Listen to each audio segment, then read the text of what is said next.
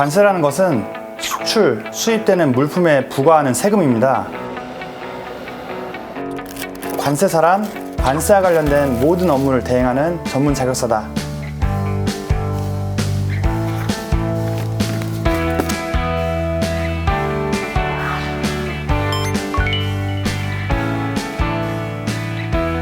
네, 안녕하십니까. 저는 자유무역 관세사무소의 대표 관세사 김경환입니다. 저는 올해 10년차 관세사로서 약 5년 정도 직장 생활을 하다가 개업을 하게 되었고요. 현재 4년째 개인 관세사무소를 운영하고 있습니다.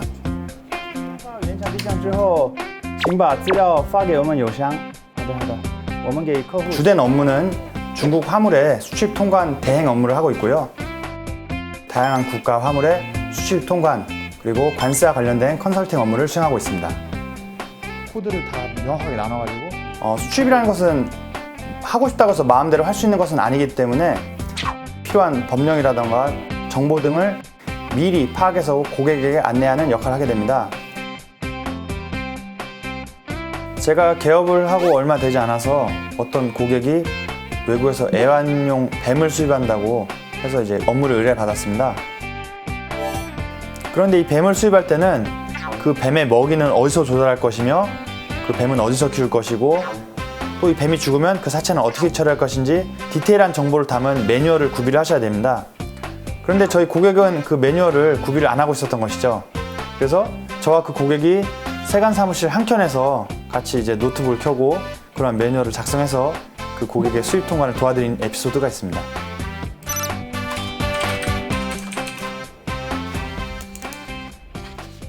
네, 관세의 대표적인 업무 영역은 수출 통관 대행, FTA 활용 지원, 기업 구제, 관세 환급, 그 밖에 관세와 관련된 컨설팅을 이행을 하고 있습니다. 이러한 물품을 수입하기 위해서 어떠한 절차를 따라야 하는지, 또 관세는 대략적으로 얼마가 나올 것인지를 미리 계산을 하고 그 수입 여부를 결정하게 되겠는데요. 규격이 좀 여러 가지가 있나요? 저희가 이 제품은 규격이 세 가지 규격이 세 가지 규격. 저희 FTA 혜택을 받으려면 결국에는 한국에서 이게 충분히 가공이 됐다는 걸 보여줘야 되거든요. 이것이 우리 공장에서 어떠한 공정을 통해서 완제품을 만들었다. 수입 신고서는 세관에서 정한 양식에 따라서 작성을 하게 되는데요. 말 그대로 수입 물품과 관련된 모든 정보를 기재를 한다고 보시면 됩니다. 어떠한 사람이 누구로부터 무슨 물건 몇 개, 얼마짜리를 총 금액 얼마로 왜 가져오게 되었는가, 이런 수입과 관련된 모든 정보를 기재를 하도록 되어 있습니다. 그 세번보 옆에 붙어있는 숫자가 바로 이 물품의 HS 코드입니다. 이 HS 코드는 국제무역에서 거래되는 모든 물품의 번호를 매겨놓은 어떤 코드 체제입니다. 이 HS 코드를 통해서 통관 방법이라던가 관세율 등의 정보를 파악을 할 수 있습니다. 수입을 한다고 해서 무조건 관세를 내는 것은 아니고 품목 군별로 관세율을 정하고 있거든요. 플라스틱으로 만든 제품들은 6.5%, 의류 제품들은 13%, IT와 관련된 제품들은 0%. 매니옥이라고 그 감자 비슷하게 생긴 식물이 있는데 그것 같은 경우에는 관세율이 887%를 부과를 하고 있습니다. 아무래도 농업은 식량과 밀접한 관련이 있는 산업이고 농업인들을 보호하기 위한 목적으로 농산물에 대해서 높은 세율을 부과하고 있다 볼 수 있습니다. 외국에서 물품이 국내에 들어오게 되면 보세구역으로 반입을 하게 됩니다. 배에서 컨테이너를 내리게 되면 보세 창고로 옮겨서 컨테이너 해체 작업을 하게 되고 통관이 정상적으로 완료가 되면 세금을 납부하고 물품을 찾아가는 식으로 진행이 됩니다.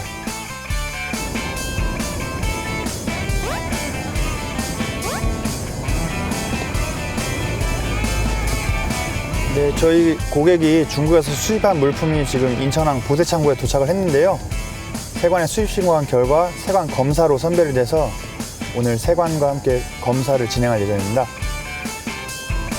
기본적으로 관세사들이 일을 할 때 서류를 보고 하기 때문에 기본적인 업무는 사무실에서 이루어지는데 이렇게 세관 검사를 한다거나 간혹 입회를 해서 물품을 체크한다거나 하는 경우가 있어서 현장 업무도 어느 정도 있다라고 볼 수 있습니다.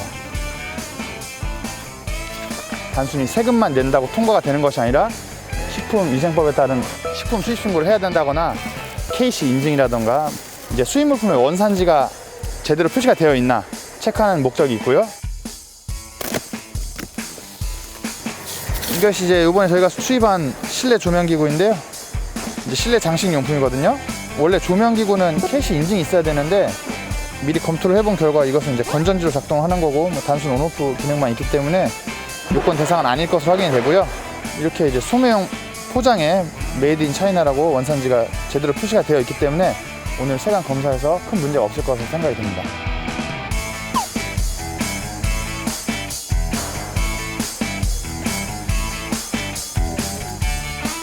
표시가 안 되는 것을 표시를 해야 하는 보수 작업을 실시하는 경우가 있거든요.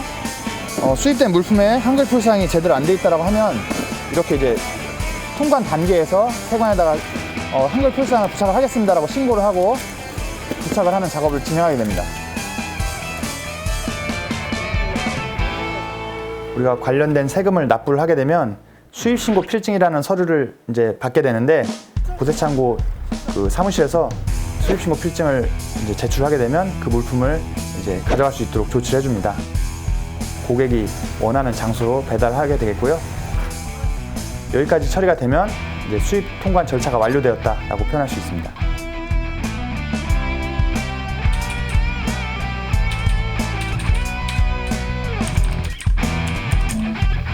저는 하루에도 수십 건의 수입 통관 업무를 수행하고 있습니다. 그래서 외국에서 정말 다양한 물품들이 들어오는 현장을 목격을 하게 되는데요.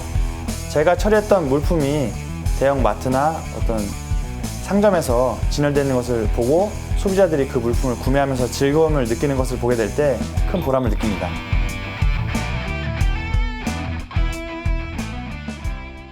최근에 FTA와 같이 무역 환경이 개선이 되면서 일반인들의 이 관세에 대한 관심이 높아지게 되었고요. 학력이라던가 뭐 전공과 관련된 제한이 없고요. 누구나 시험에 응시할 수가 있습니다.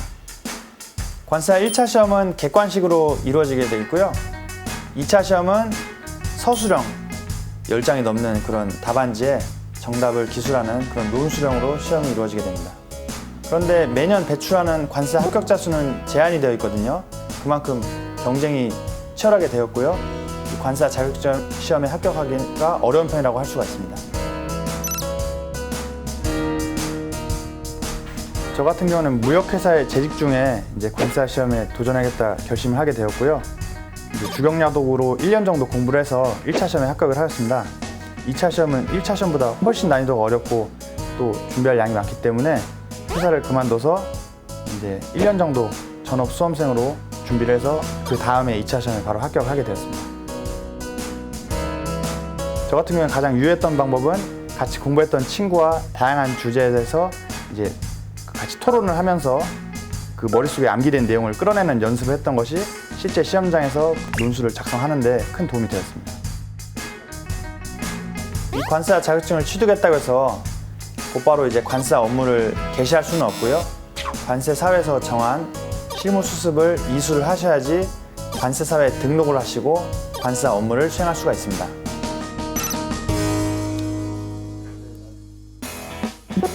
관세사는 기본적으로 고객이 의뢰한 수출 신고나 수입 신고를 처리함으로써 신고 대행 수수료를 가장 기본적인 소득으로 하게 되겠고요. 관세나 FTA와 관련된 컨설팅을 제공한 경우에 컨설팅 수수료를 받기도 합니다. 여러분들도 아시다시피 우리나라 경제에서 대외 무역이 차지하는 비중이 굉장히 높은데요. 과거에는 큰 회사들만 무역을 했지만 이제는 작은 회사들, 개인 사업자, 더 나아가서는 소비자들도 해외에 있는 물건을 사고 파는 활동들을 하고 있기 때문에 이러한 분들도 우리의 고객이 될 수 있다. 그래서 더 고객층이 넓어지고 할 일이 많아졌다고 볼 수가 있습니다. 이제 국제통상학과나 무역학과, 뭐 경영학과나 경제학과 등의 이제 상경 계열의 대학들이 아무래도 좀 유리한 편입니다. 그런데 이제 저만 보더라도 저는 기계공학과를 졸업하였고 제 동기 중에는 수학과나 뭐 요리학과 나온 친구들도 있어서 대학 전공은 크게 제한이 없다라고 볼 수 있습니다. 관세사는 국제 무역과 밀접한 직업이기 때문에 평소에 뉴스나 신문에서 국제 경제나 국제 무역과 관련된 기사에 관심을 갖고 안목을 넓히시는 것이 도움이 됩니다. 외국어, 대표적으로 영어와 중국어 등을 열심히 공부하시면 업무 수행이나 영업 활동에 큰 도움이 됩니다.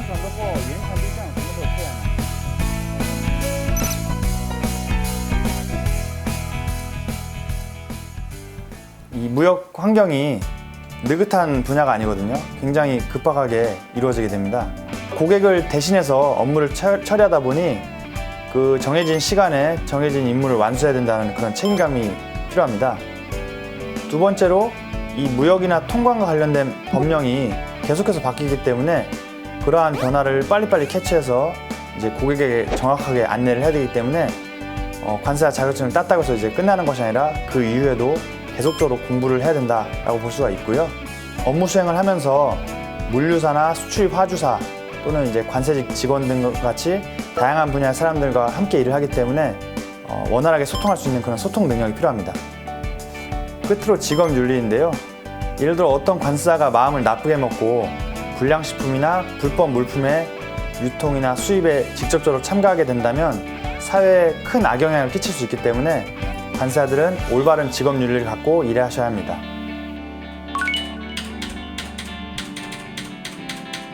해외에서 물품 하나를 구매하더라도 그 뒤에서 안전한 수입 물류와 통관을 위해서 힘쓰시는 많은 관사님들이 계신데요. 수출입 통관의 직접적인 당사자로서 관세와 무역 관련된 전문 지식을 갖고 기업의 원활한 수출입 활동을 지원하고 더 나아가 국민경제의 발전에 기여를 한다는 것이 관세의 가장 큰 매력이라고 할 수 있습니다. 하기 싫은 사람은 구실을 찾고 하고자 하는 자는 방법을 찾는다는 말이 있습니다. 여러분들이 관사를 꿈꾸신다면 그 과정이 쉽지만은 않겠지만 방법을 찾으셔서 꼭 그 꿈을 이루시기 바랍니다.